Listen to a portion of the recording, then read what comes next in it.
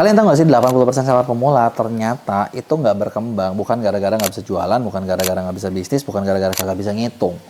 Tapi di awal nih ada satu fase yang ini tuh kritis gitu. Kenapa gue bilang kritis? Karena fase ini tuh bener-bener kayak lu tuh harus terlatih secara pengalaman gitu kan, buat bener-bener bisa ngelewatin fase ini gitu. Jadi ini fase yang menurut gue agak kritikal, apalagi kalau misalnya di online.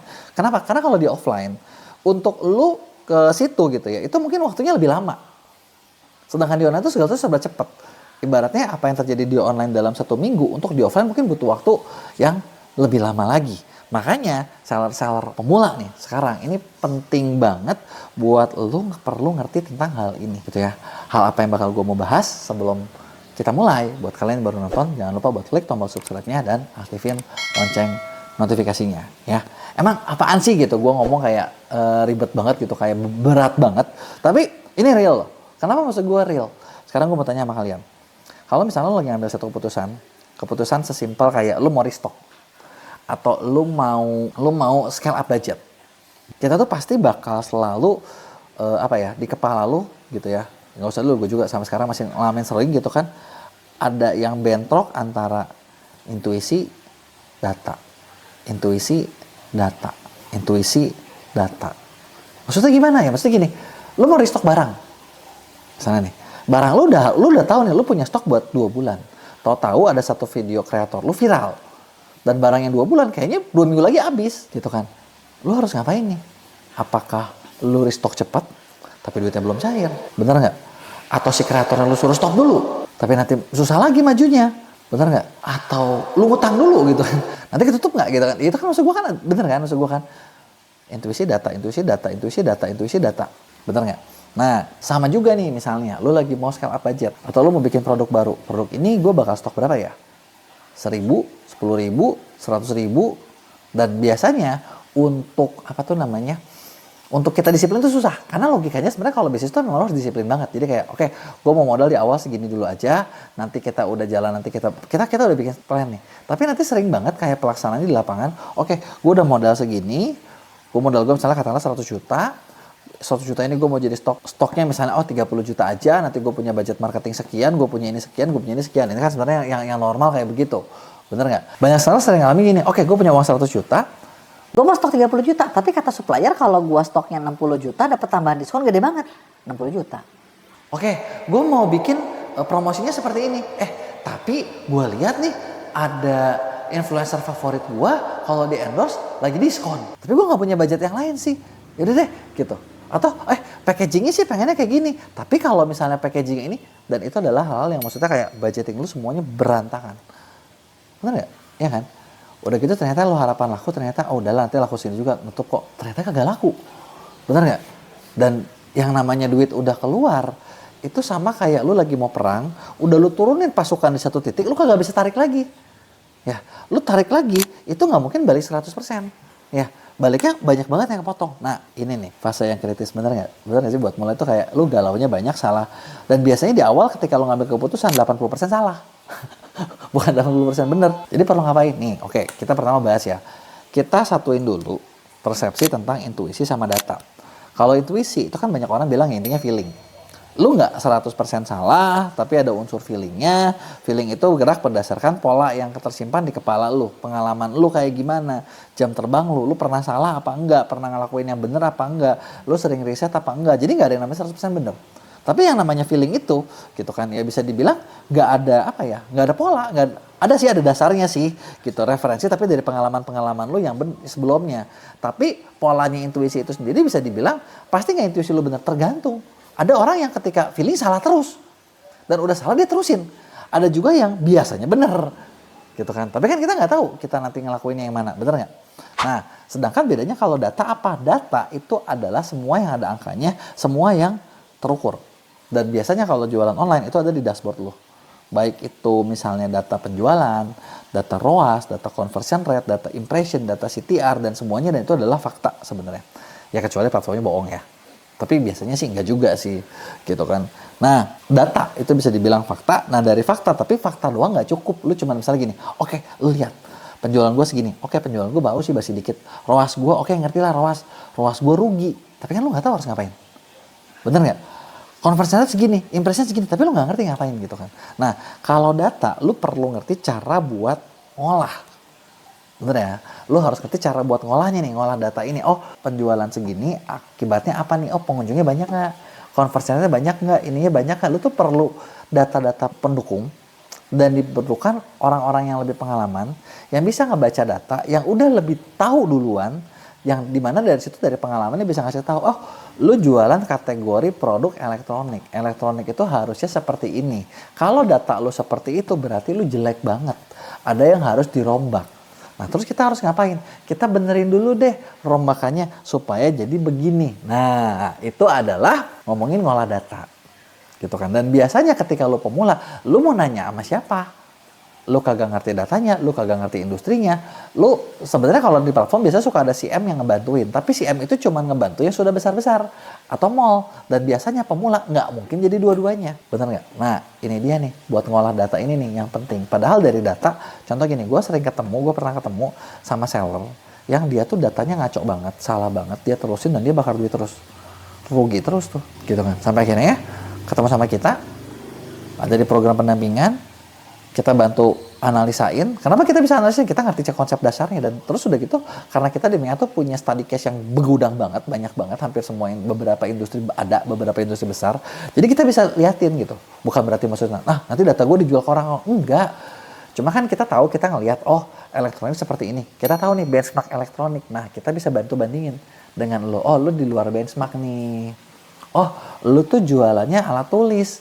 Alat tulis gue pernah pegang toko alat tulis. Gue lihat, oh kalau alat tulis yang gede itu dulu seperti ini, punya lu segini. Artinya lu salahnya di sini nih.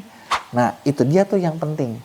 Itu dia tuh yang maksudnya dibutuhin dalam mengolah data. Ketika lu bisa ngolah data ini, lu bakal bisa lebih jalan gitu loh. Nah, terus kalau gitu lebih bener mana nih? Kita pakai data apa lebih pakai fakta gitu ya? Sebenarnya yang gue bahas adalah kalau lu pakai intuisi doang tanpa data. Apa sih bahayanya?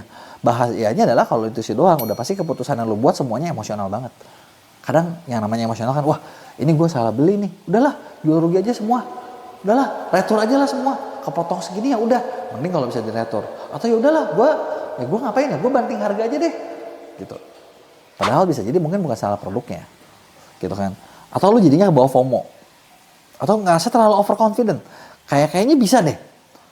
Yakin stok yang banyak, yakin bakal keluar gitu kan. Dan lu perlu ingat adalah kadang supplier lu, pabrik tempat lu bikin, belum tentu dia itu peduli banget sama keberhasilan bisnis lu. Kenapa? Dia lebih peduli sama order lu. Karena lu udah order banyak, dia udah untung duluan. Jadi dia kagak peduli lu bisa jual atau enggak gitu kan. Faktanya kayak gitu. Gue sering banget ketemu sama pabrikan, biasanya pabrikan maklunan produk-produk personal care, beauty gitu kan. Yang penting MOQ-nya gede, udah itu aja gitu. Ya syukur-syukur sih bisa laku gitu. Kalau nggak bisa laku ya udah, yang penting MQ gue udah gede duluan gitu. Nah akhirnya apa yang kejadian? Overstock gitu. Overstock udah pasti pusing, nggak bisa jualan, barangnya kagak laku gitu. Atau mencoba, ceritanya sih lo mencoba, feeling gue sih ini kayaknya bisa laku nih. Lu bakar duit buat promotion gila-gilaan, ternyata ya duitnya doang yang kebakar, untungnya kagak ada. Gitu ya. Nah, tapi kalau kita ngomongin data doang tanpa intuisi gitu ya, bisa juga, bagus juga sih, tapi bukan berarti nggak ada bahaya. Kenapa nggak ada bahaya? Karena bahayanya adalah kalau lu ngambil data doang, teliti iya, tapi kadang kita jadi lebih lambat. Dan kalau nggak kurang pengalaman, ya kan, oke, dari data, kayak tadi nih gue bilang, lu punya barang, tau-tau ada influencer yang promosiin, tau-tau rame. Dari data gue sih ini cukup buat 2 bulan, restock butuh sebulan, nanti aja deh, gue diem aja dulu deh. Padahal itu influencer ternyata lagi rajin banget nge-live-in produk lu. Dan setiap dia live langsung lakunya banyak. Stok yang harusnya 2 bulan, tau-tau mendadak habis dalam waktu kurang dari 1 bulan. Dan lu gak ada waktu buat restock. Ujung-ujungnya ketika lu gak bisa restock, barangnya gak ada. Si influencer kecewa dan ninggalin barang lu, cari kompetitor lu dan nyaman di sana. Repot kan. Terlalu teliti tapi lambat. Kerasannya kan dia kebanyakan mikir atau nunggu angka ideal dan lu telat momentum. Nah jadi sebenarnya harus ngapain? Nah sebenarnya kalau misalnya menurut gua yang ideal adalah lu bisa gabungin dua-duanya. Dua-duanya itu dari mana? Ya pertama, lu pasti lihat dari data. Menurut gua, lu lihat dari data, udah gitu lu mulai, intuisi lu main. Kalau gini gimana ya? Bener kan? Atau bisa juga intuisi mulu, udah gitu divalidasi. Datanya ada nggak? Bener nggak? Datanya salah, oh berarti feeling gua salah. Atau kalau gue sih biasanya kebalik ya. Kalau gue tuh ngeliat dulu dari datanya, baru dari datanya gue mungkin ngeliat secara helikopter view. Oh, feeling gue sih kayaknya ini kesini nih, bukan ke situ, gitu.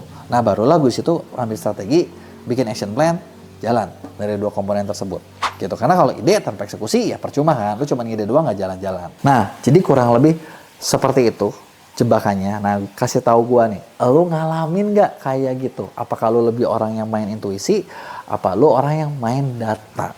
Karena ya dua-duanya dibilang bisa juga gitu kan. Feeling tanpa data susah, data tanpa feeling juga susah gitu kan. Kasih tau gue di komen, kalau ada yang mau tanya tulis di kolom komen, bakal gue jawab di Q&A.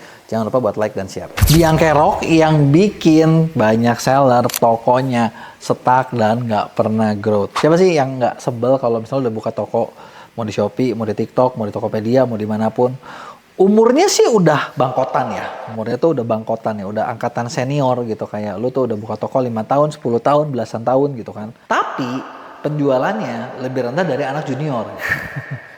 Ya kan, sebel banget kan kalau kayak gitu, bener nggak? Penjualannya kecil, udah gitu ya nggak laku-laku gitu kan. Orang lain yang seangkatan udah pada jadi kaya, terus lu sendiri nggak kemana-mana. Ya kayak udah sebel banget lah. Kalau pasti gue nggak ngerti kalau yang itu pasti sebel banget. Nah tapi masalahnya kayak gitu tuh banyak, tau nggak? Dan sebenarnya kalau gue perhatiin ternyata ada satu nih penyebabnya. Gitu kan. Jadi meskipun kalian baru nonton, buat teman-teman baru nonton mungkin kayak, gue masih baru bang, jualannya tenang. Bentar guys, ini lu alamin juga. Kalau lu ngikutin kayak yang aliran sesat itu ya, gue bilang ya, ya lu bakal ngalepin kayak mereka tuh. Jadi bangkot di online-nya bangkotan, tapi omsetnya kagak ada gitu kan, kere mulu. Gitu kan, apa sih yang bikin seperti itu? Gitu kan. Nah, sebelum gue bahas, buat kalian yang baru nonton, jangan lupa buat klik tombol subscribe-nya dan aktifin lonceng notifikasinya ya. Nah, jadi kali ini nih gue mau ngebahas tentang kebiasaan orang Indonesia yang paling banyak bikin apa ya, pengusahanya jatuh atau nggak jatuh sih, kagak naik kelas, segitu-segitu aja, mentok aja. Karena ya fair ngomong, bener nggak sih kayak di kita tuh ya yang bisnis ya susah banget berkembangnya, bener ya. Dan biasanya kita tuh selalu nyalahin sesuatu, pemerintah. Ya, pemerintah yang salah lah, izinnya yang salah lah, dana nggak dicairin lah. Gua nggak pro sama program pemerintah sih, tapi jujur gue suka ngelihat kayak banyak seller lagi bikin konten gara-gara MBG ekonominya jadi rusak gitu kan. Menurut gue sih ya mungkin nggak langsung, nggak tahu ya langsung apa enggak. Maksudnya gue nggak peduli dengan politiknya, tapi maksud gue berasa nggak sih kayak dikit-dikit tuh kita ya nyalahin orang gitu, tau nggak? Yang gue mau bahas itu. Nah, kenapa gue bahas? Karena ternyata kalau diperhatiin gitu ya, ya memang satu hal nih gitu. Hal ini yang bikin kita tuh susah berkembang. Berkembangnya apa?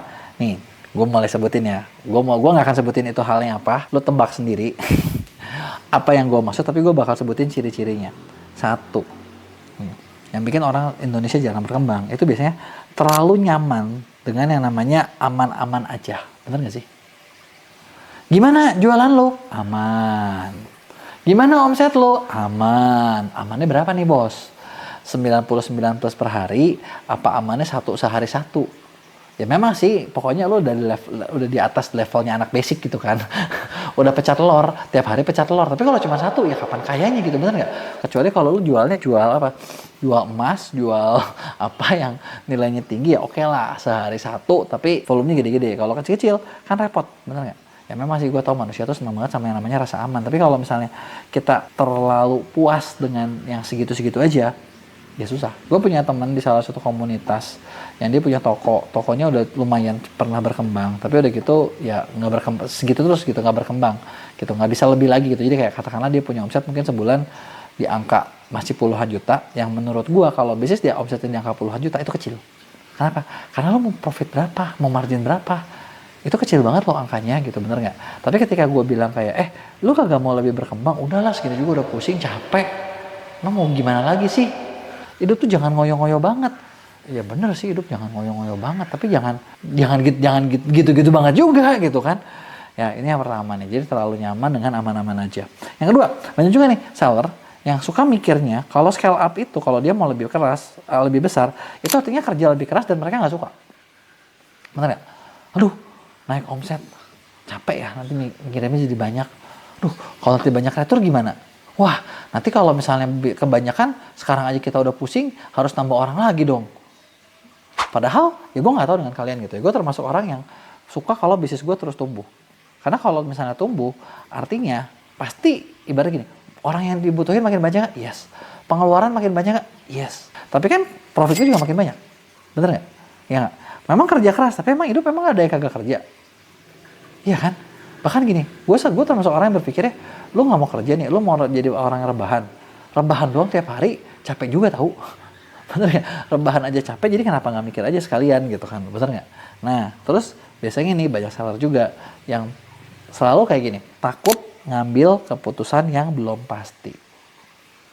Tapi gue mau tanya sama kalian, emang di dunia ini apa yang pasti? Nggak ada.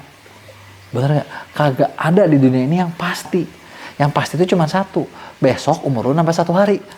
Itu pasti. Sisanya nggak ada yang pasti, bener nggak? Hari ini laku atau enggak? Nggak tahu. Misalnya nih, lu kerja sama yang untung apa rugi? Gue kagak tahu. Ya nggak? Lu mau ngapain? Untung apa rugi? Gue nggak tahu. Semuanya juga nggak ada yang pasti, bener nggak? Tapi dibalik apa ya? Lu mencoba itulah, di situ ada yang namanya peluang atau muncul kan, bener nggak? Jadi ya gue nggak nyalain kalian, bukan nggak boleh ngambil sesuatu yang nggak pasti ya. Tapi ya memang lo harus kejar gitu loh. Contoh, misalnya, tadi kita lebaran, harus nyetok barang berapa nih? Kebanyakan, nanti nggak laku, kedikitan, laku duluan sebelum ini, habis duluan, bete juga kan, bener nggak? Nah, terus ada lagi nih, seller yang banyak gue alami adalah takut rugi kecil dan diam ketika rugi gede. Maksudnya gimana? Rugi kecil tuh gini, oke, banyak banget yang sering fokus, kayak kalau ngomong gini, wah ini biaya admin mencekik nih. Ya admin rugi kecil, bener juga sih, kan dipotong duit lo ya. Bener nggak? Lo komplain. Nah, dan yang fokus adalah adminnya nih, gue bayarnya kesini ke situ. Kalau e-commerce gede banget, gue bukan belain e-commerce ya. Tapi mereka diem ketika rugi gede. Maksudnya gimana? Ketika kita fokus cuma sama masalah admin, kalau gue makin laku nanti gue makin rugi. Yang dilupa adalah waktu. Waktu itu kan nggak bisa balik. Lo punya barang, mungkin barang lo harusnya bisa laku banget. Tapi karena lu memasalahkan yang yang kecil, lu nggak bisa dapat yang gedenya. Dari barang lu harusnya bisa dapat miliaran nih untungnya nih. Tapi gara-gara lu nggak mau keluar duit kecil, ya udah. Akhirnya lu kehilangan momen. Gue pernah ngalamin kayak ketika gue jualan produk yang gue jual dulu, salah satunya suplemen. Gue tuh terlalu pelit dalam ngeluarin ads dan endorsement. Jadi gue ngerasa kayak, aduh, sayang nih kalau misalnya gue kalau gue nambahin iklan memang sih dapat order lebih banyak. Tapi kan gue keluar duit, sayang, gue cobain gratis-gratis aja. Dan yang gue buang adalah waktu. Jadi ternyata waktu itu produk yang gue jual itu hype-nya itu bertahan cukup lama, ngomong-ngomong 2 tahun. Hype yang benar-benar gue rasain. Tapi karena gue kurang berani gitu kan. Yang gue dapat cuma segitu. Padahal ketika akhirnya gue mikir, oh ini harusnya masih bisa. Gue berani keluar duit. Tapi momennya udah nggak seindah yang sebelumnya. Di momen yang sebelumnya itu gue bisa dapetin profit yang lebih besar lagi. Jadi ya itu gue bilang, takut sama rugi kecil, ujung-ujungnya diem ketika lu rugi gede, rugi waktu dan akhirnya lu nggak bisa untung. Gitu. Nah itu nih, tadi beberapa poin yang gue lihat kenapa sih kayak kok banyak seller di Indonesia itu susah growth. Coba kalian udah ada yang tahu belum? Kira-kira apa nih keyword point apa nih yang gue bahas dari semuanya? Nah gue nggak akan jawab, gue pengen tahu nih yang bener kita bantu bedahin akunnya. Coba lu tulis di komen, gue lagi ngomongin apa sih dari tadi gitu, tentang apa sih gitu. Coba ada nggak nih yang bisa tahu gitu ya dengan poin-poin tadi, karena itu poin-poin yang ngehambat gitu kan. Nah gimana cara solusinya? Salah satu solusinya adalah dengan lu kerja sama bareng sama mentor. Karena kalau lu sendirian susah juga ya kan, udah tahu pola pikir lu ada yang salah. Terus nggak ada yang ngingetin, nggak ada yang ngasih tahu, nggak ada yang ngapain, ya udah pasti makin salah, bener nggak? Nah, jadi apa solusinya nih? Nah, kita punya program namanya salah satunya konsultan pendampingan ordal. Di sini tim kita bakal bantu ngerisetin, kita bakal bantu ngebedahin, kita bakal bikinin strategi dan ngasih tahu kalian step-step apa aja yang perlu dilakuin. Nah, rata-rata satu proyek itu kurang lebih 3 bulan sampai 6 bulan dan itu ada target yang mau kita kejar bersama. Lu mau naik berapa persen ya omsetnya? Lu mau jadi berapa nih? Nah, ketika di sini kita bakal bantuin kalian, kita bakal mentoring kalian supaya kalian nyampe target yang udah kita set bersama itu. Gitu ya. Dan rata-rata 80% klien yang gabung itu ternyata targetnya nyampe. Jadi kalau ada yang mau naik kelas, lu bisa cobain klik di link deskripsi gua, ngobrol sama tim gua, atur jadwalnya karena ya balik lagi nih, kita bulan ini masih ada kuota tapi kita nggak bisa ngambil terlalu banyak karena udah mulai penuh. Nah, kalau ada yang mau tanyain, tulis di komen, jangan lupa buat like dan share.